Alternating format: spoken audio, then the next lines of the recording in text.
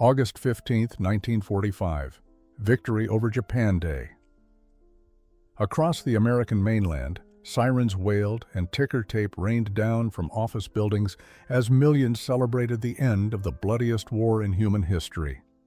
In prisoner of war camps from California to Georgia, Japanese soldiers and civilians prepared for the long journey back to their defeated empire. But in a small, secluded facility near Fort Lawton, Washington, something extraordinary was unfolding. When American officers informed a group of Japanese women prisoners that arrangements were being made for their repatriation, several of them responded with tears not of joy, but of anguish. They did not want to go home. These were not ordinary prisoners of war. They were members of the Japanese Women's Volunteer Labor Corps, captured during the final chaotic months of the Pacific Campaign. Young women who had served the empire in administrative and support roles, now facing a decision that would reshape their entire existence. What could possibly compel someone to choose continued captivity over freedom in their own country? Before we explore this remarkable story, tell us where you're watching from in the comments below. The journey began 9 months earlier, in November of 1944, when the first transport of Japanese women arrived at the makeshift compound. Unlike the massive camps housing male prisoners, this facility held fewer than 50 women, ranging in age from 19 to 38. They had been captured on various Pacific islands as American forces advanced toward the Japanese home islands, serving as clerks, translators, and communications operators for Imperial military units. Captain Vera Sutton, one of only a handful of female officers assigned to prisoner operations in the Pacific Northwest, remembered the morning the transport trucks arrived. The women descended from the vehicles with expressions that mixed defiance with profound exhaustion. They wore the remnants of their khaki service uniforms, some still bearing the cherry blossom insignia they had once displayed with such pride. Among them was 23-year-old Chieko Matsuda, a former signals operator from Yokohama. She had joined the Volunteer Corps in 1943, believing she was fulfilling her duty to protect her family and homeland. Now, standing on American soil as a prisoner, she clutched a small silk pouch containing a photograph of her parents and younger brother, the only tangible link to the life she had known. The first days were marked by rigid silence. The Japanese women maintained strict discipline among themselves, speaking only in hushed conversations during meals. They followed camp protocols with mechanical precision, their faces carefully composed masks that revealed nothing of their inner turmoil.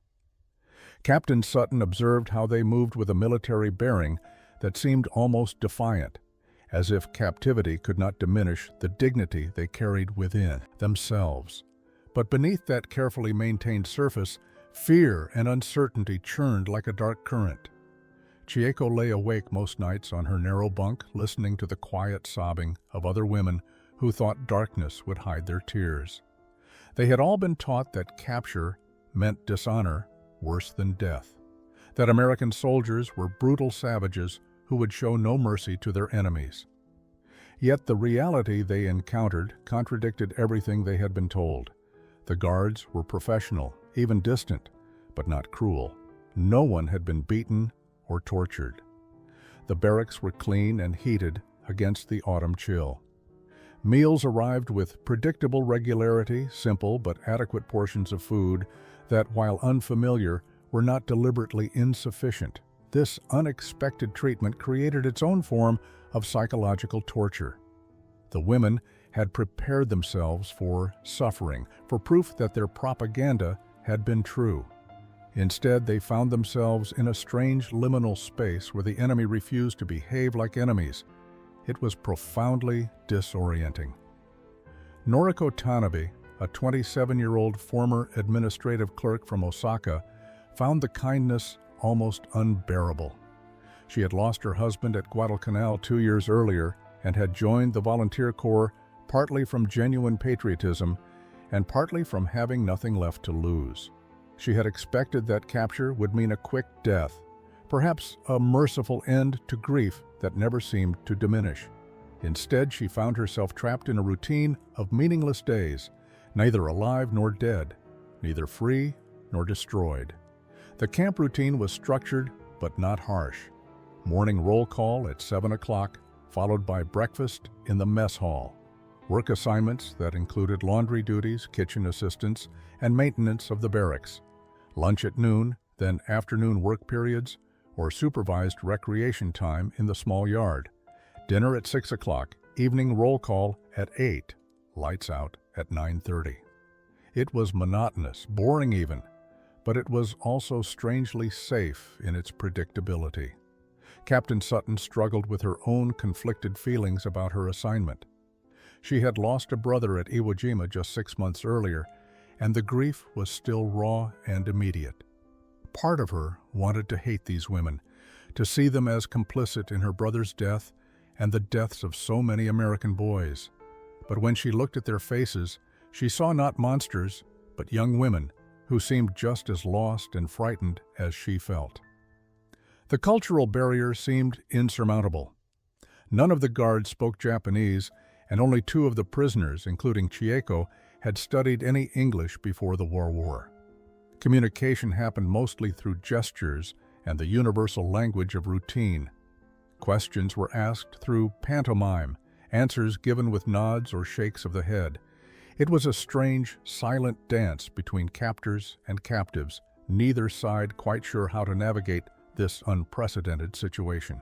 The first crack in the wall of silence came in late November, as autumn rain turned to early snow.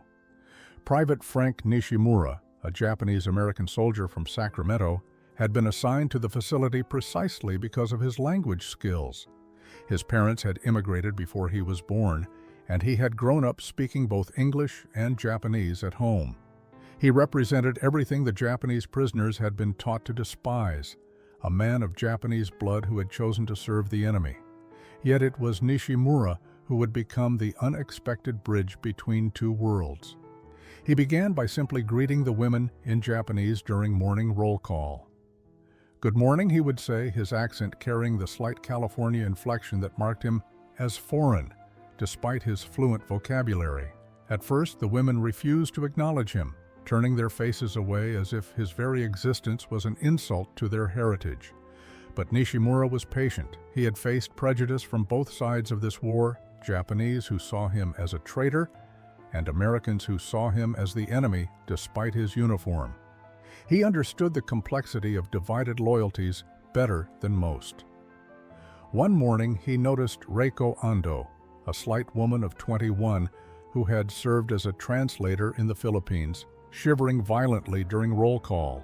The temperature had dropped overnight, and her thin uniform jacket provided little protection against the bitter wind sweeping across the compound.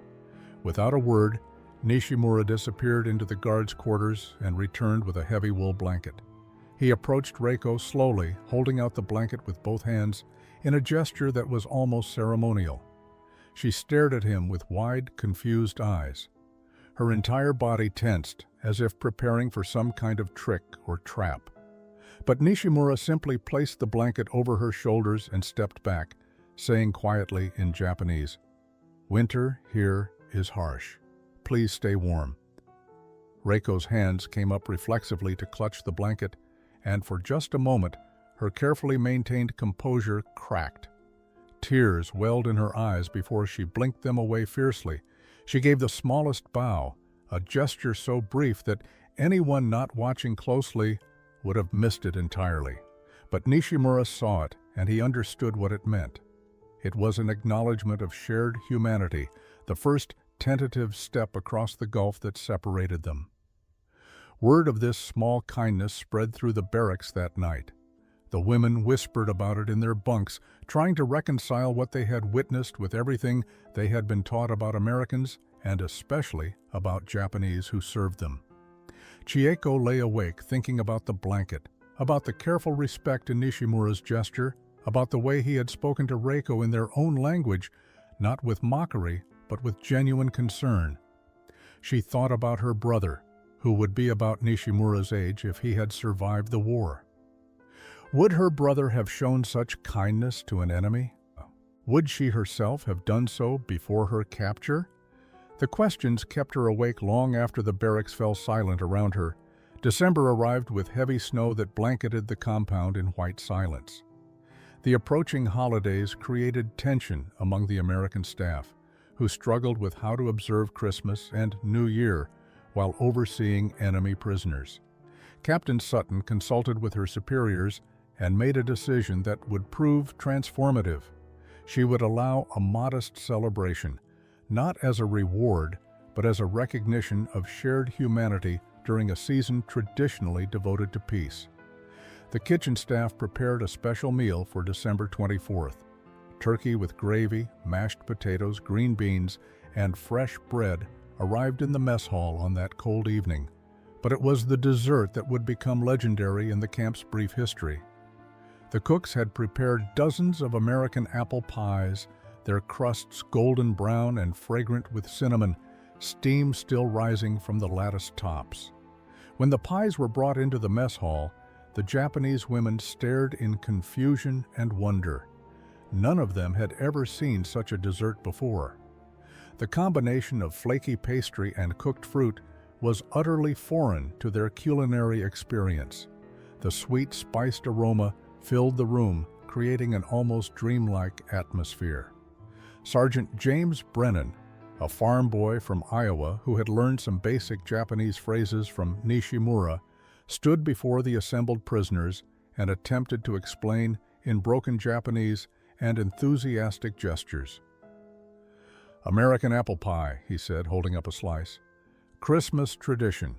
We share with friends." The word friends hung in the air like a question mark. Could enemies become friends over a piece of pie?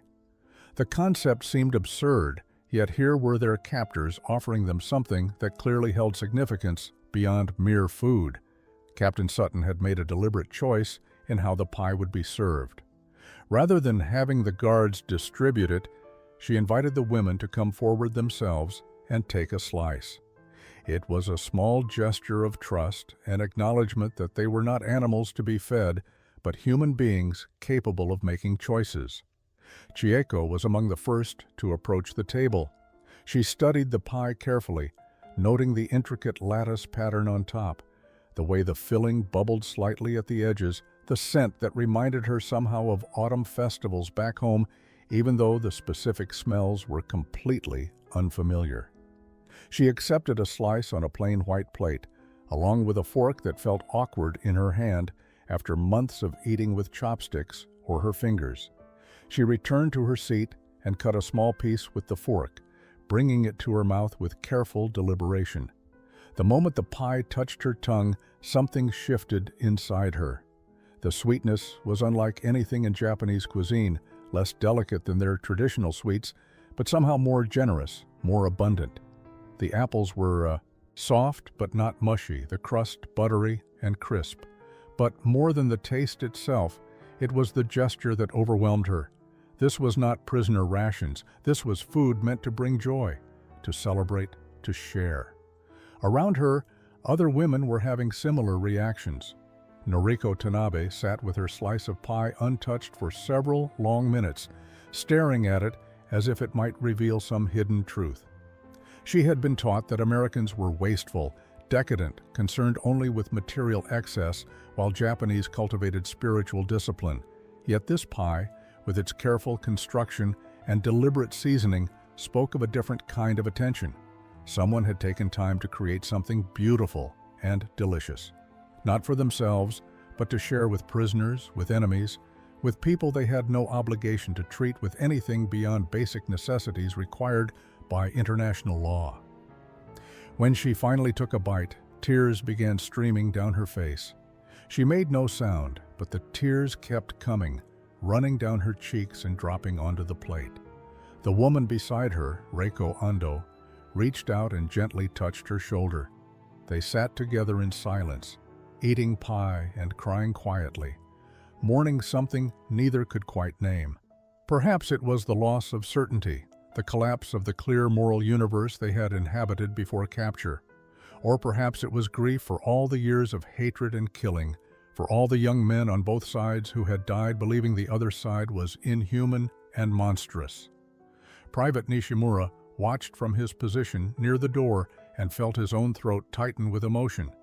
He had grown up eating his mother's apple pie, a recipe she had learned from American neighbors who had welcomed his immigrant family despite prejudice from others.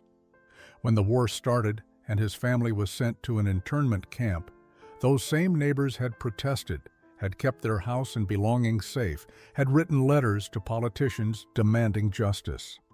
His mother had baked apple pie in the camp kitchen whenever ingredients were available, a stubborn insistence that American identity and Japanese heritage could coexist in the same person, in the same heart.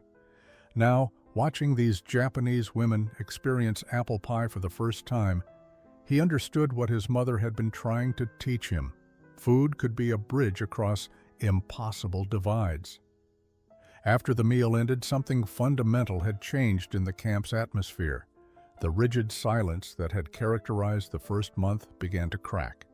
Women who had previously avoided eye contact with guards now offered small nods of acknowledgement.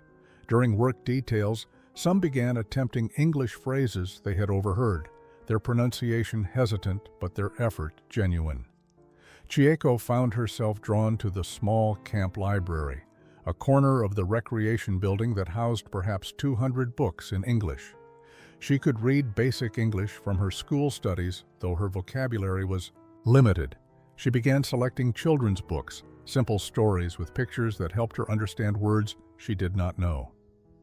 Captain Sutton noticed her there one afternoon and brought her a Japanese-English dictionary that had been gathering dust in the camp office. For learning, the captain said simply, placing the worn volume on the table beside Chieko.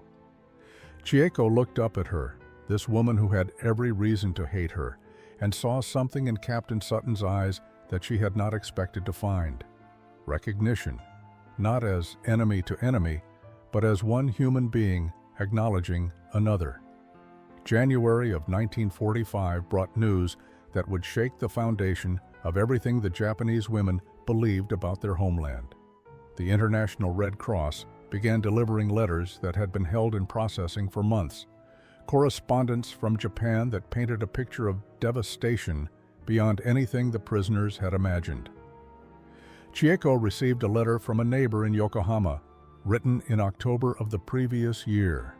Her hands trembled as she read the cramped characters describing how American firebombing had destroyed most of their neighborhood. Her family's house was gone. Her parents had evacuated to the countryside, but her younger brother Takeshi had been conscripted and sent to an unknown destination. No one had heard from him in 8 months. The neighbor's final paragraph struck her with the force of a physical blow. She wrote that many people in their community now questioned whether the war had ever been justified, whether the sacrifices demanded of them had served any purpose beyond the ambitions of military leaders who themselves remained safe, while ordinary families lost everything. Noriko's letter came from a cousin in Osaka. It was even more devastating. Her cousin wrote that the city had been reduced to rubble by repeated bombing raids. Food was scarce to the point of starvation. People were eating tree bark and grass to survive, but worse than the physical destruction was the psychological collapse. Her cousin described how neighborhood associations that had once enforced patriotic fervor with rigid discipline were now falling apart as people focused solely on survival.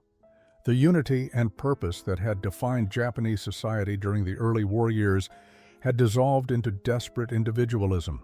Trust between neighbors had evaporated as people informed on each other to gain favor with authorities or access to rations. Reiko received no letter at all, which was perhaps worse than bad news. She had family in Hiroshima and had heard nothing from them since before her capture. The silence suggested possibilities too terrible to contemplate. She spent long hours sitting alone in the barracks, staring at nothing, her face empty of expression. The women gathered in small groups to share and discuss their letters, their voices hushed and strained. They had been taught that Japan was winning the war, that American victories were temporary. Setbacks, that the homeland remained strong and united in resolve. Now they confronted evidence that contradicted every aspect of that narrative. Their country was not strong but broken, not united but fragmenting, not winning but clearly losing in ways that would leave scars for generations. Private Nishimura was called upon to translate several letters for women whose Japanese literacy was limited. He found the work emotionally exhausting. These were descriptions of suffering inflicted partly by his fellow Americans, yet he could not help but feel compassion for the women receiving such news. War was revealing itself as a machine that devoured everyone, regardless of which side they served. Captain Sutton observed how the letters transformed the prisoners' demeanor. The military bearing they had maintained began to crumble. The winter of 1945 wore on with increasing tension as rumors of Japan's imminent defeat spread through the compound. By February, even the most optimistic among the Japanese women could no longer deny the trajectory of the war. American newspapers available in the camp library carried stories of island after island falling to Allied forces, of Japanese cities burning, of a homeland that seemed to be collapsing under the weight of its own exhausted resistance. The women faced a psychological crisis that went beyond simple defeat. They had to reconcile the Japan they had believed in with the Japan that actually existed. They had served what they thought was a noble cause, only to discover that the cause had been built on lies and maintained through propaganda that bore no relationship to reality. Chieko spent hours in the library reading American accounts of the war and comparing them to what she had been taught. The discrepancies were profound and disturbing. Battles, she had been told, where great Japanese victories had actually been catastrophic defeats. Military leaders she had revered were described in American sources as incompetent or fanatical, willing to sacrifice unlimited lives for symbolic gestures. Most troubling were the reports about Japanese treatment of prisoners and conquered populations. Stories emerged of atrocities in China, of brutal treatment of Allied prisoners, of forced labor and systematic cruelty. The American articles could be propaganda themselves, Chieko knew, but the sheer volume and consistency of the accounts suggested an underlying truth she could not ignore. She thought about the apple pie, about Private Nishimura's kindness with the blanket, about Captain Sutton's quiet respect. If Americans treated their enemies with such decency, what did that say about the side she had served? The question haunted her through sleepless nights. In March, Captain Sutton organized a series of meetings to prepare the women for eventual repatriation. She explained that when the war ended, arrangements would be made to return them to Japan through neutral countries or Red Cross channels. She spoke matter-of-factly about logistics and timelines, but Chieko noticed something in the captain's tone, a hesitation that suggested she understood repatriation was not the simple blessing it might appear to be. After one such meeting, Noriko approached Chieko in the barracks. They had become close over the winter months, two women trying to make sense of circumstances that seemed to make no sense at all. Noriko spoke quietly so others would not overhear. "What if we do not want to go back?" she asked. "What if there is nothing left to go back to?" Chieko had been thinking the same thing, but had not dared voice it aloud. To even consider not returning felt like the ultimate betrayal of everything they had been raised to believe. A Japanese person belonged in Japan, served Japan, defined themselves entirely through their relationship to the homeland and the emperor. To choose otherwise was to become something they had no name for, something outside the boundaries of acceptable identity. Yet the thought persisted.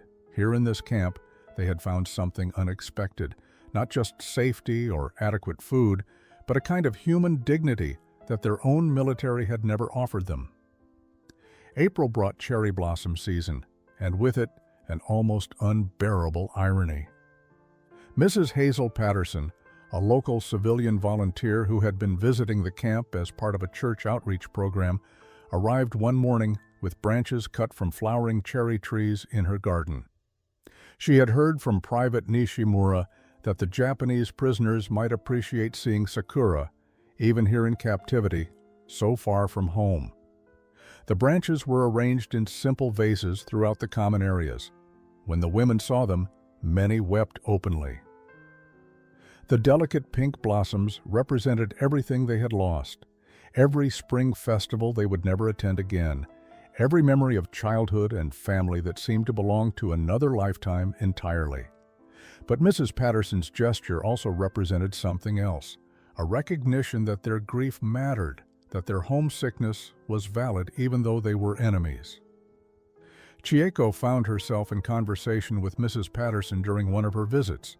The older woman spoke slowly and used simple English words, while Chieko struggled to express complex thoughts with her limited vocabulary.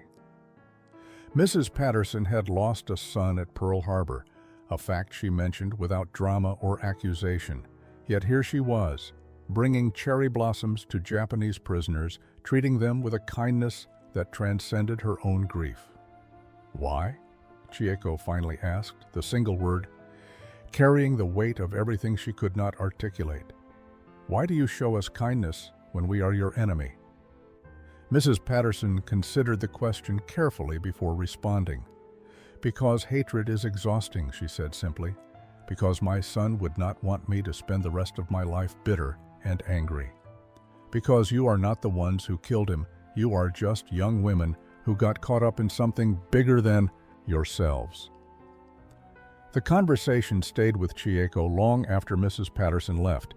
She realized that forgiveness was not something that could be demanded or expected, but something that individuals chose to offer despite having every right to withhold it.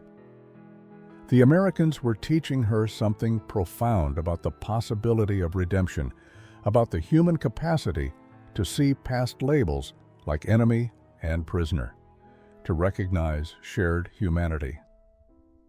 On May 8th, news arrived that Germany had surrendered. The war in Europe was over. American staff celebrated cautiously, aware that their own war in the Pacific continued. But everyone in the camp understood that Japan's defeat was now inevitable. It was only a matter of time, and that time was growing shorter with each passing day. Captain Sutton called another meeting to discuss repatriation procedures. This time, her presentation was interrupted by something unprecedented. Chieko stood up, her legs shaking, but her voice steady. "Captain Sutton," she said in her careful English, "may I ask a question that is difficult?" The captain nodded, curious and somewhat concerned about what might come next. Chieko took a deep breath and asked the question that had been building inside her for months. If some of us do not wish to return to Japan immediately, if we wish to stay here longer, is this possible? The room fell completely silent. Every eye turned toward Chieko, some of the Japanese women looking shocked, others nodding slowly as if she had voiced a thought they had been afraid to express. Captain Sutton's expression revealed her own surprise at the question. Captain Sutton requested 24 hours to consider the unprecedented request and to consult with her superiors. That night, the barracks erupted in heated discussions among the Japanese women. Some were horrified by Chieko's question, viewing it as a betrayal of their duty and identity. Others admitted they had been harboring similar thoughts but lacked the courage to speak them aloud. Noriko stood firmly beside Chieko, as did Reiko.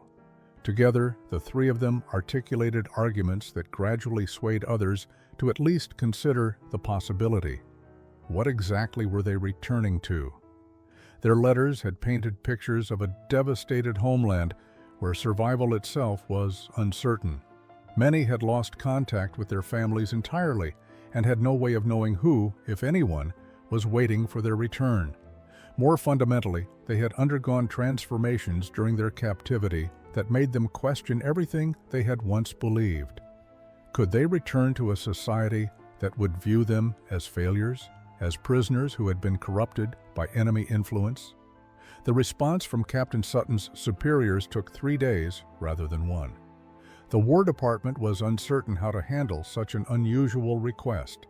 Legally, the women were prisoners of war, entitled to repatriation under the Geneva Convention. But nothing in international law addressed what to do when prisoners actively requested to remain in captivity. Eventually, a compromise solution emerged. The women would not be permitted to remain as prisoners indefinitely, but those who wished to delay their repatriation could apply for reclassification as displaced persons. This would allow them to remain in the United States temporarily while exploring possibilities for immigration, employment, and permanent resettlement. However, they would no longer be housed at government expense.